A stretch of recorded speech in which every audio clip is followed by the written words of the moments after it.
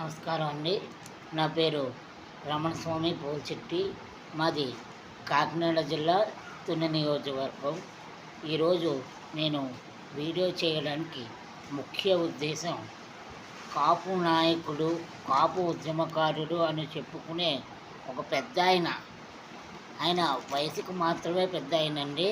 ఆయన మాటల్లో కానీ ఆయన చేష్టల్లో కానీ పెద్ద ఆయనలాగా అస్సలు ప్రవర్తిస్తలేదు.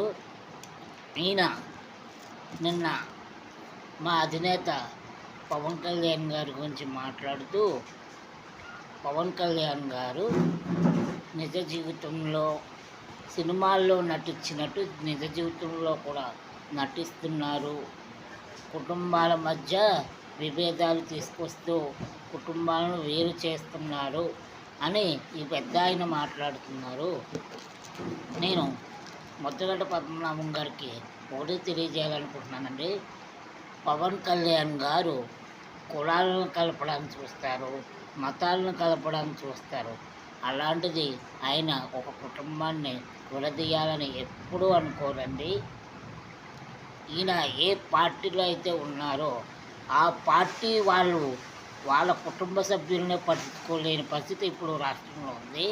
మీరు ఎవరికైతే ఏ నాయకుడు నీడలో అయితే మీరు ఉన్నారో ఆ నాయకుడే తన తల్లిని చెల్లెల్ని రోడ్డున పడేసిన పరిస్థితి ఇప్పుడు ఆంధ్ర రాష్ట్రం మొత్తం చూస్తుంది. నేను మీకు ఒకటే చెప్పాలనుకుంటున్నానండి. పద్మనాభం గారు అంటే సారీ అండి, మీరు పద్మనాభం గారు కాదు, ముద్రగడ్డ పద్మనాభం రెడ్డి. అంటే మీరు నాకు తెలీదు, కాపు కులంలో పుట్టిన ఒక వ్యక్తి రెడ్డిగా ఎలా మారుతాడు అని. అంటే ఉప్మాలకి టీ కాఫీలకి అమ్ముడిపోతే రెడ్డిలుగా అయిపోతారని ఈ మధ్య తెలుసుకున్నాను నేను. మీరు పవన్ కళ్యాణ్ గారి గురించి, ఆయన వ్యక్తిగత జీవితం గురించి, ఆయన కుటుంబ సభ్యుల జీవితాల గురించి ఇంతలాగా ప్రెస్ మీట్లో మాట్లాడి మీరు వివరణ కోరారు కదా.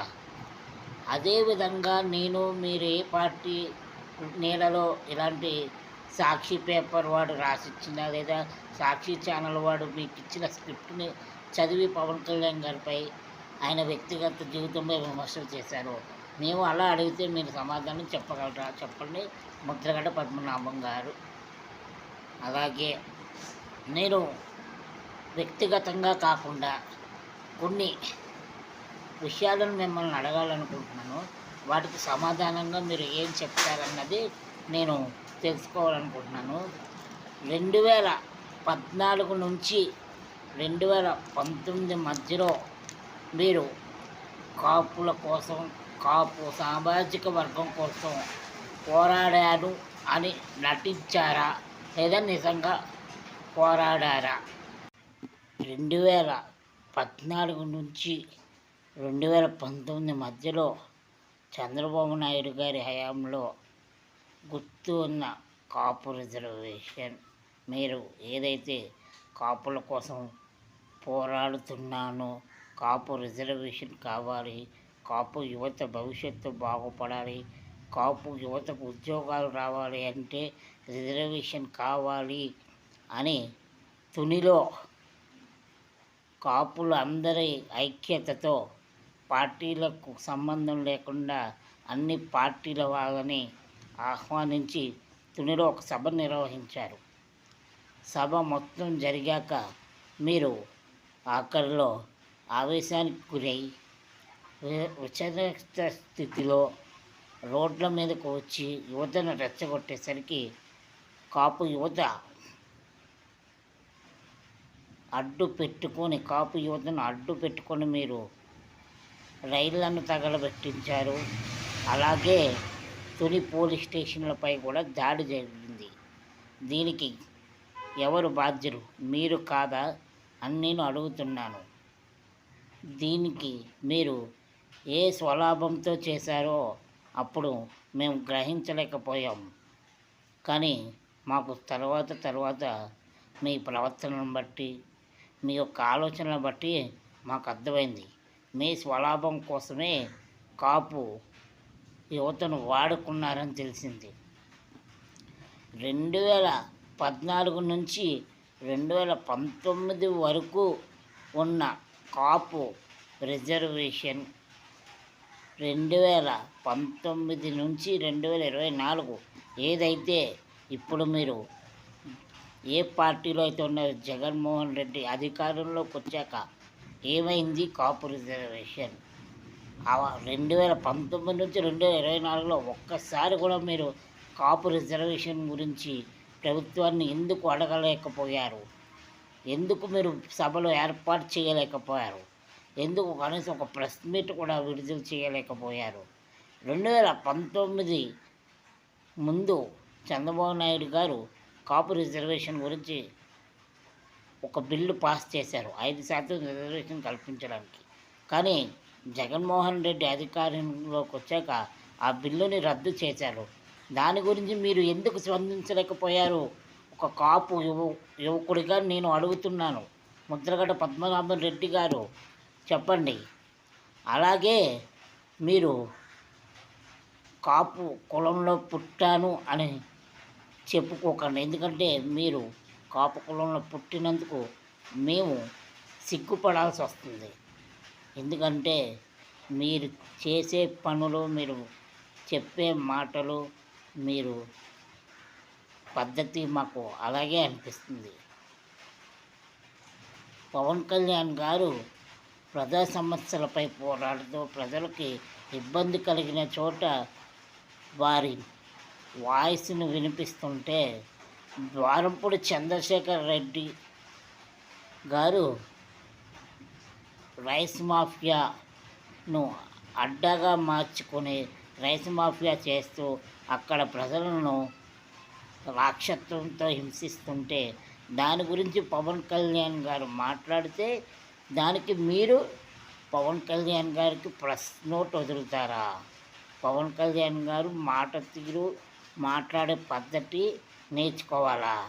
మరి మీరు ఇప్పుడు ఏ పార్టీలో ఉన్నారో ఆ పార్టీ వాళ్ళు మాటలు కూతులు కాదా? అవి మీకు ఈ 5 ఏళ్లలో ఎప్పుడు వినిపించలేదా అని నేను అడుగుతున్నాను.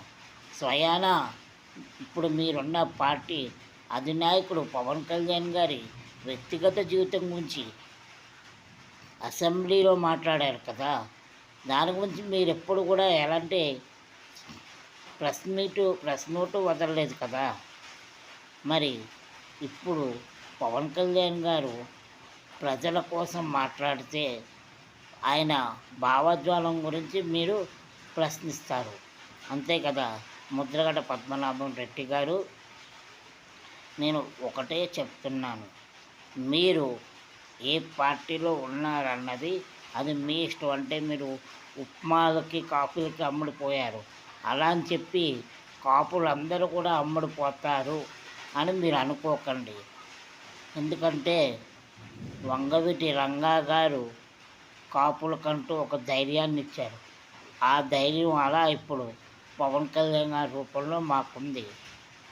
కావున మేము చాలా వరకు కాపులు అందరం పవన్ కళ్యాణ్ గారి వెంట నడవాలని నిర్ణయించుకున్నాం. అంతేగాని మీలాగా కొంతమంది పాలేరు కాపులు గారిలాగా మేము పాలేరికం చేయాలని అనుకోవడం లేదు. అర్థమైంది కదా. ఇంకొకసారి పవన్ కళ్యాణ్ గారి గురించి, ఆయన వ్యక్తిగత జీవితం గురించి కానీ విమర్శలు చేసే ముందు ఒక్కసారి ఆలోచించండి. ముద్రగడ పద్మనాభం రెడ్డి గారు పిఠాపురంలో పవన్ కళ్యాణ్ గారిని ఓడిస్తా అని అన్నారు కదా, ఎలక్షన్ తర్వాత రిజల్ట్ వచ్చిన తర్వాత మీ పరిస్థితి ఏంటి? మిమ్మల్ని ఇప్పటి వరకు వాడుకున్న పార్టీ మిమ్మల్ని ఎలా నడి రోడ్లో వదిలేస్తుందో మీరే చూస్తారు కదా. మీ అమ్మాయి క్రాంతి గారే చెప్పారు, జగన్మోహన్ రెడ్డి కేవలం కళ్యాణ్ గారిని తిట్టడానికి మా నాన్నగారిని వాడుకుంటున్నారు, తర్వాత మా నాన్నగారిని నడి రోడ్లో వదిలేస్తారు అని. కూతుర్ని ప్రాపర్టీతో పోల్చావు, దానికన్నా సిగ్గుమాలిన విషయం ఏది ఉండదు తెలుసా. నీ సొంత కూతురు ఒక ప్రాపర్టీ అని అంటావా?